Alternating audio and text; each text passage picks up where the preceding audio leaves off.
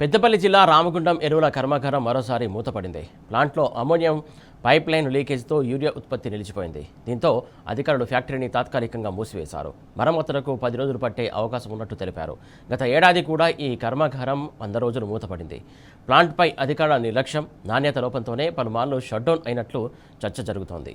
యుద్ధం కారణంగా ఓసారి మూతపడిన కర్మాగారం ఇప్పుడు మరోసారి షట్డౌన్ కావడంతో యూరియా కొరత మరింత తీవ్రం కానుంది. ఈ క్రమంలో వానాకాలం పంట సమయంలో రైతులకు మళ్లీ యూరియా కష్టాలు తప్పేలా లేవు.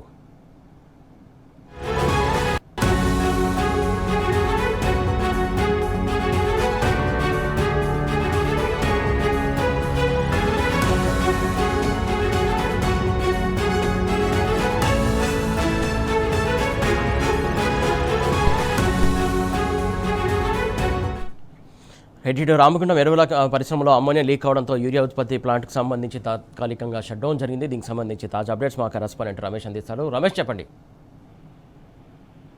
రామగుండం ఎరువుల కర్మాగారం RFCL మళ్లీ షట్డౌన్ అయింది. నిన్న రాత్రి సమయంలో ప్లాంట్ లో ఉన్నటువంటి అమోనియా పైపు లీకేజ్ కారణంగా యూరియా ఉత్పత్తికి అయితే ఆటంకం కలిగింది. తద్వారా రామగుండం ఎరువుల కర్మాగారం RFCL అయితే షట్ డౌన్ కావడం జరిగింది. ఈ యొక్క షట్ డౌన్ సుమారు 10 రోజుల పాటు ఉండేటువంటి అవకాశాలు ఉన్నట్టుగా మనకు స్పష్టంగా కనిపిస్తా ఉన్నది. అయితే గతంలో కూడా పలుమార్లు కూడా ఈ యొక్క RFCL అనేది షట్ డౌన్ అనేది కావడం చర్యగా కూడా మారిపోయింది అన్నట్టు కూడా మనం చెప్పుకోవచ్చు సురేష్. అయితే మొత్తంగా ఈ రోజు రామగుండం ఎరువుల కర్మాగారం RFCL షట్ డౌన్ కావడం కారణంగా తద్వారా రైతులకు మరింత యూరియా కష్టాలు తప్పేలా లేవని మనకు స్పష్టంగా కనిపిస్తుంది. గత ఏడాది కూడా కాంగ్రెస్ పాలనలో చెప్పులు లైన్ లో పెట్టుకున్నటువంటి యూరియా కోసం పడరాని పాటు పడ్డటువంటి తెలంగాణ రైతాంగాన్ని అయితే కూడా మనం చూడడం జరిగింది. అయితే ఇప్పుడు ఉన్నటువంటి తాజా పరిస్థితుల్లో కూడా ఇప్పుడు వానాకాలం పంట సాగు సంబంధించినటువంటి పనుల్లో కూడా రైతులంతా కూడా కావడం జరిగింది. ఇప్పటికే దుక్కి కూడా నారు పోసుకున్నటువంటి పరిస్థితులు కూడా తెలంగాణ రాష్ట్ర వ్యాప్తంగా కూడా కొనసాగుతున్నాయి. నారు పోసుకున్న సమయంలో కూడా రైతులు ఖచ్చితంగా కూడా పొటాష్ కావచ్చు, 2020 కావచ్చు, యూరియా కావచ్చు, ఇవన్నీ కూడా ఎరువులు వేయాల్సినటువంటి పరిస్థితి. కానీ సరైన సమయంలో RFCL రామగుండం ఎరువుల కర్మాగారం షట్ డౌన్ కావడం పట్ల కూడా రైతాంగం అంతా కూడా ఆందోళన వ్యక్తం చేయడం జరుగుతుంది. యూరియా కష్టాలు మళ్ళీ గత ఏడాది కంటే కూడా మరిన్ని కష్టాలు పడేటువంటి పరిస్థితులు స్పష్టంగా మనకు కనిపిస్తున్నట్టుగా మనం చెప్పుకోవచ్చు. ఎందుకంటే గత ఏడాది కూడా యూరియా కోసం అనేక కష్టాలు పడ్డటువంటి రైతాంగాన్ని చూసాం. అయితే పాశ్చాత్య దేశంలో యుద్ధం కారణంగా కూడా గ్యాస్ కొరత కారణంగా కూడా RFCL కు గ్యాస్ కొరత కారణంగా కూడా ఈ ఏడాది ఇప్పటికే 2 మార్లు కూడా ప్లాంట్ షట్ డౌన్ కావడం జరిగింది. తాజాగా మరొకసారి నిన్న రాత్రి కూడా షట్ డౌన్ కావడం పట్ల కూడా ఆ యూరియా కొరత అయితే మనకు ఈసారి ఖచ్చితంగా ఉండేటువంటి సంకేతం అయితే కనిపిస్తున్నాయి. అటు యుద్ధం కారణంగా ఇతర దేశాల నుండి రావాల్సినటువంటి యూరియా కూడా దిగుమతి లేదు, అలాగే కేంద్ర ప్రభుత్వం నుండి రావాల్సినటువంటి యూరియా కూడా లేదు. తద్వారా మనకు తెలంగాణ రాష్ట్రానికి యూరియా కోసం పెద్ద దిక్కుగా RFCL మాత్రమే దిక్కు అనేటువంటి మనకు స్పష్టంగా వినిపిస్తుంది. అయితే ఈ యొక్క RFCL దిక్కు ఏ విధంగా ఉందో ఇప్పుడు RFCL షట్ డౌన్ కావడం కూడా మరి అంతే విధంగా కూడా యూరియా కష్టాలు అయితే తప్పేలా లేవనేది మనకు స్పష్టంగా కనిపిస్తా ఉన్నది. మొత్తంగా RFCL ఇక్కడ ఉత్పత్తి అయ్యేటువంటి నీమ్ కోటెడ్ యూరియాను మన రాష్ట్రంతో పాటు మరొక 6 రాష్ట్రాలకైతే యూరియా పంపిణీ చేయాల్సి ఉంటుంది. తెలంగాణతో పాటు ఆంధ్రప్రదేశ్, కర్ణాటక, మహారాష్ట్ర, తమిళనాడు, ఛత్తీస్గఢ్, మధ్యప్రదేశ్ మొత్తం 7 రాష్ట్రాలకు ఇక్కడ ఉత్పత్తి అయినటువంటి యూరియాను పంపిణీ చేయాల్సి ఉంటుంది. ఇందులో మన రాష్ట్ర తెలంగాణ రాష్ట్ర వాటా ప్రకారం 11% ఏదైతే ఉందో 11% ఇక్కడ ఉత్పత్తి అయ్యేటువంటి యూరియాలో 11% తెలంగాణ రాష్ట్రానికి కేటాయించాలి. అయితే మొన్నటి వరకు కూడా షట్ డౌన్ కొనసాగినటువంటి RFCL తద్వారా ఏదైతే యూరియాను అందించాలనే ఒక ముఖ్య ఉద్దేశంతో నిత్యం అంటే కంటిన్యూగా ప్లాంట్ ను నడిపించడం కారణంగానే కొంత పరికరాల నాణ్యత లోపం, అధికారుల నిర్లక్ష్యం కారణంగానే ఈ రోజైతే స్పష్టంగా అమ్మోనియా లీకేజ్ అనేది మనకైతే సంకేతం అందుతుంది. మొత్తంగా ఈ ఏడాది మనకు జూన్ నెలలో కూడా 48,000 మెట్రిక్ టన్నుల యూరియాను అయితే మన తెలంగాణ రాష్ట్రానికి అయితే RFCL నుండి అయితే అందింది. కానీ ఈ నెల కూడా మరొక 2,000 పెంచి అంటే 48,000 ప్లేస్ మరొక 2,000 అదనంగా అంటే ఈ నెల జూలైలో కూడా 50,000 మెట్రిక్ టన్నుల యూరియాను తెలంగాణ రాష్ట్రానికి RFCL అందివ్వాల్సింది. కానీ ఇప్పుడు తాజాగా షట్ డౌన్ కావడంతో అంటే 10 రోజులు మాత్రమే ప్లాంట్ నడిచింది. ఇప్పుడు 10 రోజులు షట్ డౌన్ ఉండే నేపథ్యంలో దాదాపుగా అంటే సగం వరకు కూడా యూరియా ఉత్పత్తి అయితే ఆటంకం కలిగే అవకాశాలు అంటే 50,000 అంటే సుమారుగా 20,000. సాంకేతిక లోపాలు తలెత్తుతున్నాయి, అయినా కూడా ఎందుకు అంత నిర్లక్ష్యంగా వ్యవహరిస్తున్నారు అనుకోవాలి. దానికి సంబంధించి ఎందుకు ప్రాబ్లమ్ ని క్లియర్ చేయలేకపోతున్నారు అనుకోవాలి.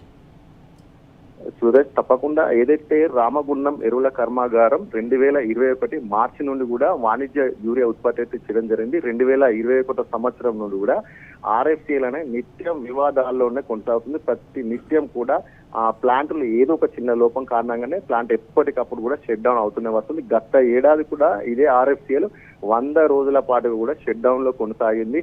అంటే దానిపైన పూర్తి స్థాయిలో కూడా ఇటు రాష్ట్ర ప్రభుత్వం కావచ్చు, కేంద్ర ప్రభుత్వం కావచ్చు, రెండు అంటే కేంద్ర రాష్ట్ర ప్రభుత్వాల అధికారులు, శాఖకు సంబంధించినటువంటి అధికారులు, మంత్రులు ఎవరు కూడా దీనిపైన అసలు పట్టింపే లేని విధంగా వారి యొక్క ధోరణి ఉందని చెప్పచ్చు. ఎందుకంటే 2021 నుండిగా అంచెలుగా నిత్యం ప్రతి ఏడాది 3-4 సార్లు తప్పకుండా షట్డౌన్ కావడం పరిపాటిగా మారింది. అంతేకాకుండా ప్రతి ఏడాది కూడా యాన్యువల్ మెయింటెనెన్స్ కింద కూడా మరొక 30 రోజులు, అంటే ప్రతి ఏడాది కూడా సుమారుగా 3 నెలల నుండి 4 నెలల వరకు ప్రొడక్షన్ అనేది లేకుండా కొనసాగుతుందని మనకు స్పష్టంగా కనిపిస్తుంది. 2021 నుండి కూడా RFCL అనేది షట్ డౌన్ కావడం అనేది ఒక కామన్ అనే ఒక సంకేతం అయితే ప్రజల్లోకి అయితే బలంగా వెళ్ళింది. అయితే అధికారులు అక్కడ అయితే ప్లాంట్ ఏర్పాటు చేసే క్రమంలోనే అసలు సంబంధించిన నాణ్యమైన పరికరాలు వాడలేదు అనేటువంటి ఒక ఆరోపణలు కూడా గతంలో కూడా మనం వినడం జరిగింది. నాణ్యమైన పరికరాలు వాడకపోవడం, అలాగే అనుభవం ఉన్నటువంటి అధికారులు లేకపోవడం, ఏదో తాత్కాలికంగా ఏదో చూసి చూడనట్టు నడిపించే విధంగానే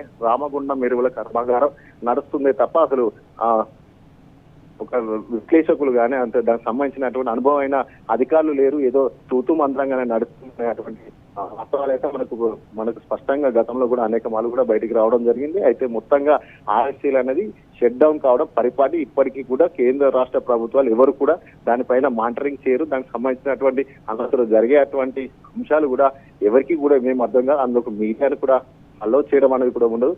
మొత్తంగా కేంద్ర రాష్ట్ర ప్రభుత్వాలు ఈ యొక్క RFCL ప్లాంట్ పైన కూడా ఒక నిర్లక్ష్య ధోరణి కారణంగా ప్లాంట్ తరచూ షట్ డౌన్ కావడం, ఇప్పుడు ముఖ్యంగా యూరియా ఉత్పత్తి మన రాష్ట్రంతో పాటు ఆ రాష్ట్రాలకు ప్రతి ఏడాది కూడా ఇదే తంతుగా మారిందని చెప్పి మనకు స్పష్టంగా అర్థమవుతుంది. కుమార్, ఈసారి కూడా ఇప్పుడు వానాకాలం పంట సమయంలో కూడా తాజాగా ఇప్పుడు యూరియా కావాల్సిన సమయం పీక్ స్టేజ్ లో ఉన్న సమయంలో ఇప్పుడు RFCL షట్ డౌన్ కావడం మన తెలంగాణ రాష్ట్రానికి స్పష్టంగా RFCL మాత్రమే దిక్కు అన్న నేపథ్యంలో ఇప్పుడు RFCL షట్ డౌన్ కావడం ఇప్పుడు ఒక చర్చగా మారిందని చెప్పచ్చు. రైతులకైతే ఈ యొక్క RFCL షట్ డౌన్ తోటి మరిన్ని యూరియా కష్టాలు తప్పేలేవని మనకు స్పష్టంగా కనిపిస్తుంది. ఇప్పటికైనా కూడా రాష్ట్ర ప్రభుత్వం దీనిపైన ఆలోచన చేయాలి. అసలు యూరియా కష్టాలు రాకుండా చూడాల్సినటువంటి బాధ్యత అయితే తెలంగాణ రాష్ట్రం పైన ఉంది. కానీ ఇప్పటి వరకు కూడా ఎక్కడ కూడా సంబంధిత RFCL ప్లాంట్ అధికారులతో కావచ్చు, అలాగే ఇతర అధికారులతో ఇప్పటి కూడా ఇక్కడ కూడా సమీక్ష చేసినటువంటి అటువంటి సందర్భాలు అయితే కనిపిస్తుంది. మొత్తంగా